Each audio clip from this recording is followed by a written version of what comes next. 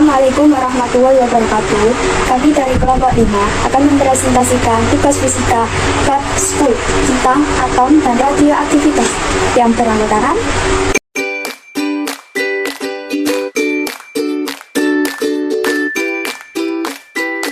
atom berasal dari bahasa Yunani yang berarti tidak dapat dibagi-bagi.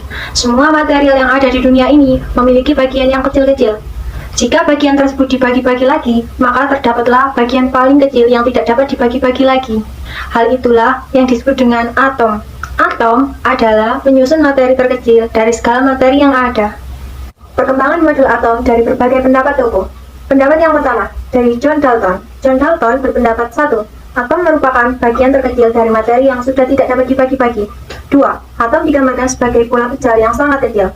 Suatu unsur memiliki atom-atom yang identik dan berbeda untuk unsur yang berbeda.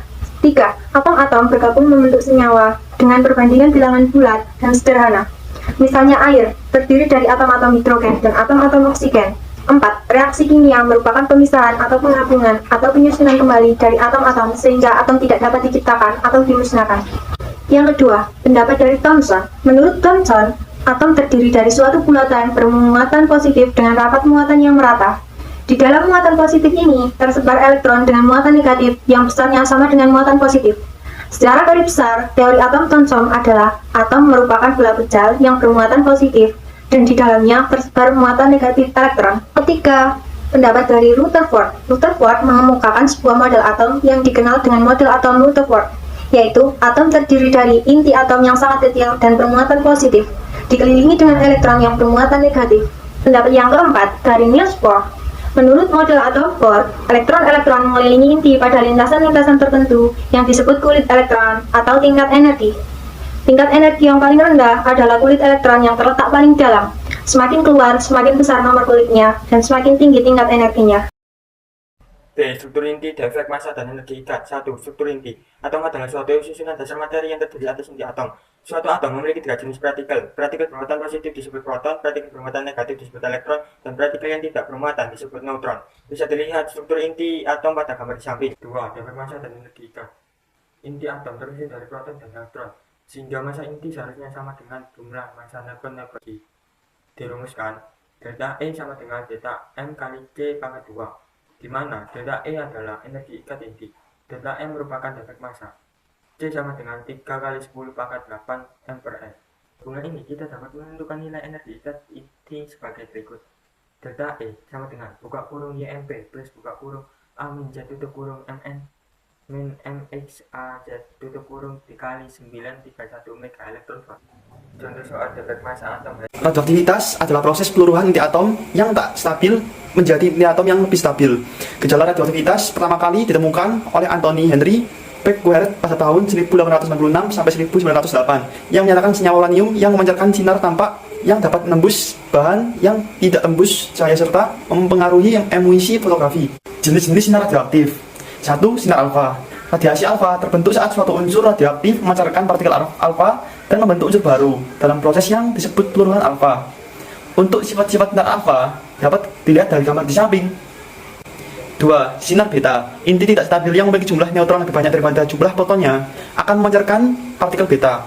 Pada peristiwa pemancaran beta terbentuk sinar beta yang dapat berubah elektron bermuatan listrik positif dan bermuatan listrik negatif. Untuk sifat-sifat sinar beta dapat kalian lihat dari gambar di atas. 3. Ada sinar gamma. Sinar gamma merupakan radiasi gelombang elektromagnetik yang dapat dipancarkan oleh inti atom tereksitasi. Untuk sifat-sifat sinar gamma diantaranya tidak bermuatan listrik, memiliki daya tembus paling kuat tapi ionisasinya paling lemah, dan merupakan radiasi gelombang elektromagnetik sehingga lajunya sama dengan laju cahaya. Peluruhan inti radioaktif adalah peristiwa perubahan inti atom menjadi inti atom lain yang berlangsung dengan sendirinya.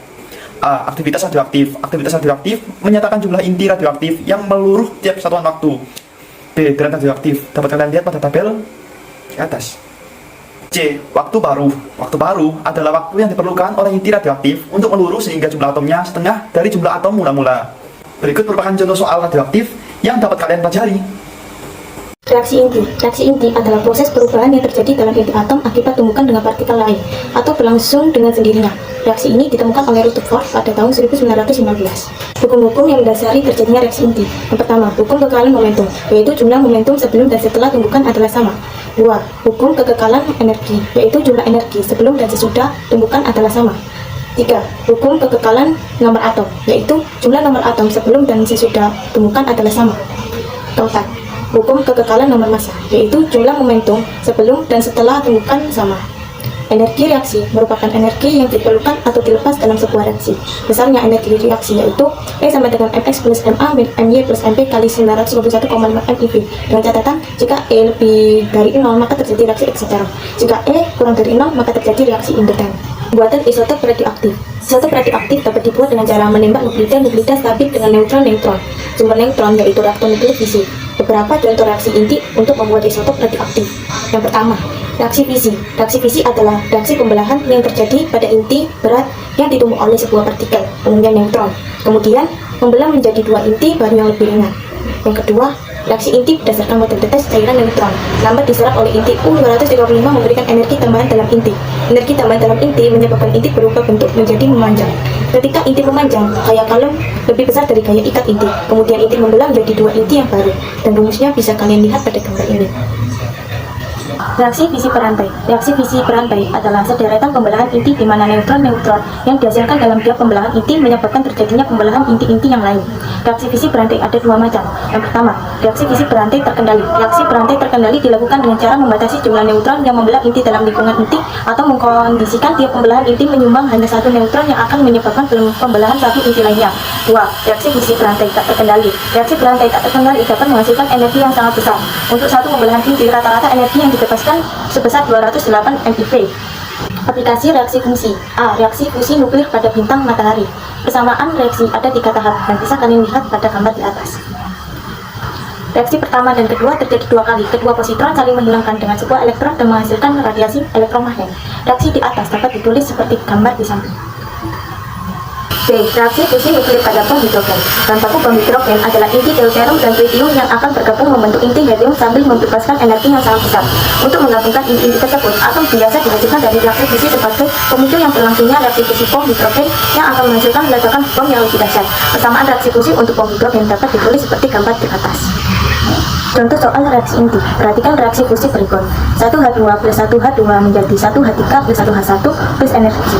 Jika massa inti 1H2 sama dengan 2,0141 SMA, 1H3 sama dengan 3,0160 SMA, dan 1H1 sama dengan 1,0078 SMA. Tentukan maka energi yang dihasilkan pada reaksi fusi tersebut.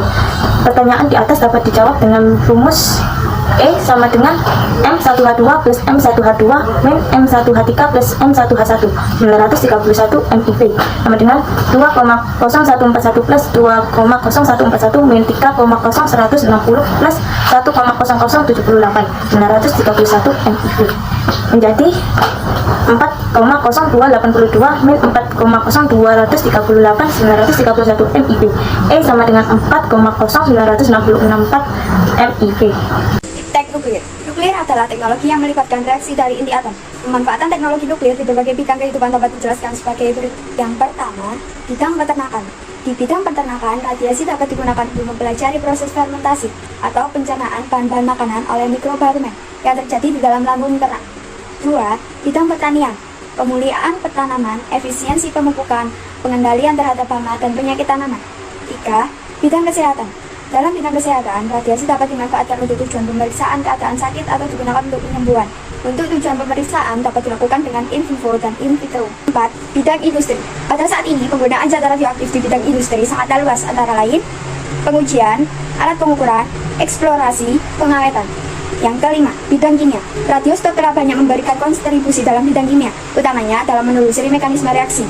Radioskop telah memakan peran dalam menjelaskan berbagai mekanisme reaksi pada reaksi-reaksi senyawa organik. Yang keenam, bidang pertambangan. Pada pertambangan minyak bumi, radioskop membantu mencari jejak air di dalam lapisan batuan.